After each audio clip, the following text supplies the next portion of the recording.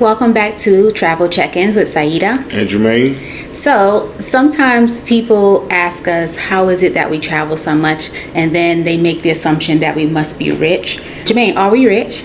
Nope. Today we want to explain to you guys how we travel.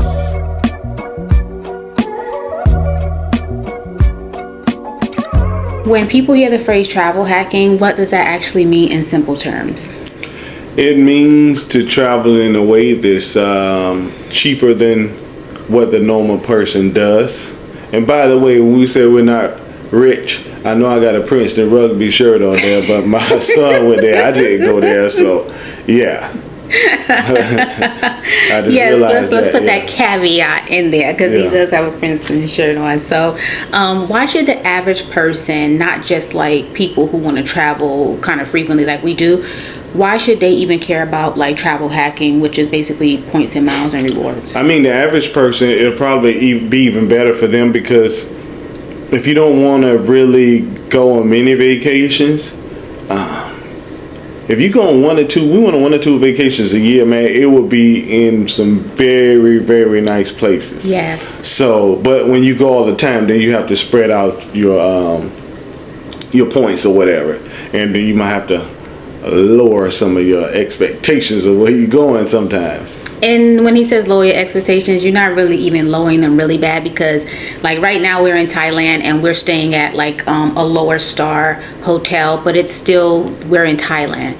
So, you know, it's kind of like relative in perspective because I know some people sitting at home probably say, well, I would like to be in Thailand in a whatever hotel style. This is what, 1 star, 2 star, 3 star. What is this? I assume it's 2 or 3. There's no roaches or nothing like that in there. So I'm comfortable when I sleep at night, but it's just not like the Park Hyatt or any of those kind of places. So if somebody's budgeting, say, $3,000 a year to go on a vacation, make that 1 or 2 vacations, how does the points and miles actually impact that amount of money? If you want to go on a $3,000 vacation once or twice a year, you could probably do that for like no more than $200-300, just to be honest with you, if you play it right. Yeah. If you know what you're doing, yeah, you'll probably, and to be honest with you, that's a stretch, depending on where you're going, right? If you're staying within the U.S., it'll probably be cheaper than that. So what's one of the biggest myths about points and miles that people believe that might not even be true? That you're doing something either illegal, shady, or you're going to mess your credit up. Oh, yeah. Which my credit is always 800 and above, just to be honest with you. Mine's too. I think the lowest I've seen in the last 5 years is 794. Yeah. But usually it's well above 8. Yeah, so what is it that would mess somebody's credit up, since that's one of the myths? Not paying your bills on time, just like anything else, right? If you don't pay your bills on time, it's going to go down. But if you just do what you're supposed to, stay responsible, now you'll be fine. And what about the idea that in order to accumulate points, you have to fly a lot? Like people may think, you know, we must have had jobs where we flew a lot and that's how we got a lot of points and stuff. No, that's a negative. I mean, you can do it by flying a lot, right? But I mean, that's a slow way to accumulate points, just to be honest with you. Yeah. So no, it's many other ways of doing things. It's a lot of ways to like get points and miles, just to be honest with you. Yeah, because I mean, I'm one of those people, like many years ago I used to think like people who travel for work on airplanes, they were the ones that were accumulating miles and earning free hotel stays and free flights. But no, the average person can earn free miles and hotel flights. And not only are we making this video to show you and talk to you about what is possible, we also share a how to travel for free and cheap guide down in our description box that you can download, and you can really get started doing this right away. So Jermaine, what's an example of a trip we took where points and miles made the biggest difference? Do you want to start or do you want me to start? I'll let you start. Well, for me, it's Kenya. So we've been a lot of places. We've been to Mexico. We've been to Thailand, which is where we are now. We've been to Canada. We've been in a lot of different places. But Kenya, to me, is where our points and miles have made the most difference. And by that, I mean we've flown business class to Kenya, which means we were laying down flat. There was a chef on the plane. So things like that. Now, that's not all the time, because last time we went to Kenya, Was it regular economy or was it? It could have been. I don't know which and one we've it was. flown back and forth to Kenya several times, but we've had some really nice experiences, Right. some really nice flights in business class going to different places. Right. So if you would just want 1 or 2 vacations a year, flying in business class should be a fairly easy thing to do. Yeah. If you stay flexible. And what made the difference is that we did fly in business class, but we didn't pay full price. So what is like an average business class flight? What do you think? Like in the thousands, right? Yeah, on the lower end 4 or 5, higher end 20. To be honest And with we you, paid nowhere close to that, guys. And that's all because we use points and miles. Can you break down the basic system? How do points get earned? this is the biggest way you're gonna earn your points. You're gonna have to open a credit card, and the right one. Yeah. You just can't open any one. You have to open the right ones. Yeah. So that takes a little bit of time to explain. So Yeah, and Yeah. like I said, we do have a guide down in the description box that walks you through choosing your first card, and then also like how to actually earn the points and then use the points for travel. how to make them. Yeah. Jermaine, if someone was starting today, what's the first thing they should stop doing that's costing them free travel? Stop doing that's costing them free travel. Maybe stop paying their bills with their cash. Oh, well, yeah. I guess, yes. If you have a card already, but if you don't have a credit card, then that you can't pull it off. Right. But, and the right credit card again. Right. So if you have the right credit card, yeah, don't pay any of your bills with cash. Yes. It just doesn't make any sense at that point. Right. Yeah, because every dime you spend contributes to you going somewhere else. Yes. Another thing I can think of is, you know how like when you're at the cash register at like Lowe's or Home Depot or Target and they offer you a credit card, should people stop getting those credit cards at the point of sale or the cash register? I would.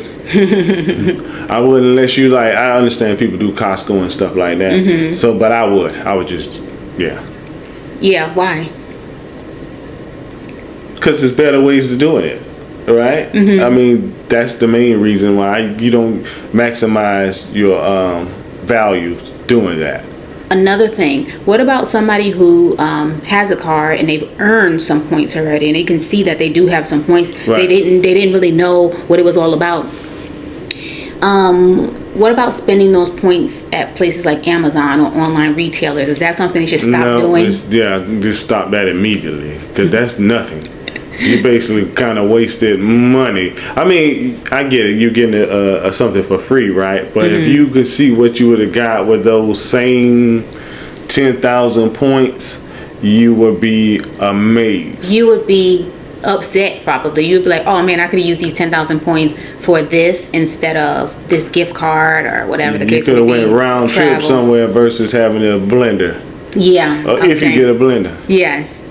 So what's the easiest win, like a simple life hack that our audience can take away that they can actually do this week, and that has to do with the credit card, miles, points, and gains? So like, what's something they can do right now that's going to help them get started in this process? Right now, you have to put your mind on you're going to have to open a card somewhere. And what card would you recommend that we can link in the description box? I would still say for me, it's probably the Chase Sapphire Preferred because it's only $95 a year. And I don't know how many points it is now. It's either 60 or 80. When we got them a couple years ago, they were 100,000 points. But So it's either 60 or 80,000 points you get. yeah, you have to research it yourself. But we'll link it in the We'll link it description anyway, box, yeah. right? But either way, 60,000 Chase points, right, is enough for a flight round trip somewhere and to a hotel stay if you do it right. Guys, if this video is helping you, make sure you hit the subscribe button, share this video with a friend, turn on notifications so that you can be notified when we put out our next video. And I want to say we spent this year, we are probably at 200 nights in a hotel. Yes. Over 200, Over to be honest with you, 200 because you at 150. I'm at 70 something for Hyatt, and I'm probably at like 15, 16 at IHG. So we spent well over 200 nights in a hotel. So Yes, we pretty much live in a hotel. Yeah, nothing. I'm not gonna say all of it was free. No. But definitely doable for the average person if you really want to do it, to like basically live around the world. It's true. Or just even travel leisurely, like on vacation time when you're off from work. Yes, nice vacation. If someone's watching and thinking, this sounds good, but I'll never be able to do it, what would you say to them, Jermaine? I would say get those negative thoughts out your mind, because that's a lie. As a man thinketh, so is he. Right. It's easy to do it. And we're here to help. Right. And we're here to help. I remember our first redemption, we just went from Columbia, South Carolina to Greenville, stayed overnight. And I loved it. I was like, this was my first time in Greenville. I was so excited. We stayed at the Hyatt Regency in Greenville, and it was so nice. For the weekend for free. Now that one was free. No taxes, no nothing. Yeah, and it just like opened my eyes up to the possibilities. The possibilities, and now we're in Thailand now, going back to Kenya because that's our base in a few weeks here. Yeah. And if you guys want to like travel to Kenya, relocate to Kenya, visit Kenya, we also do offer consultations. You can book a consultation with us so that we can answer any questions that you may be having, dispel any fears, any myths that you may be thinking about when it comes to traveling to Kenya. And also the consultation, you can use it to talk about like your points hacks and your questions, your miles and stuff like that. So yeah, whatever you want to talk about. All right, guys, thanks so much for watching. Make sure you like, subscribe, and we will catch you in the next video. Bye. All right, bye, y'all.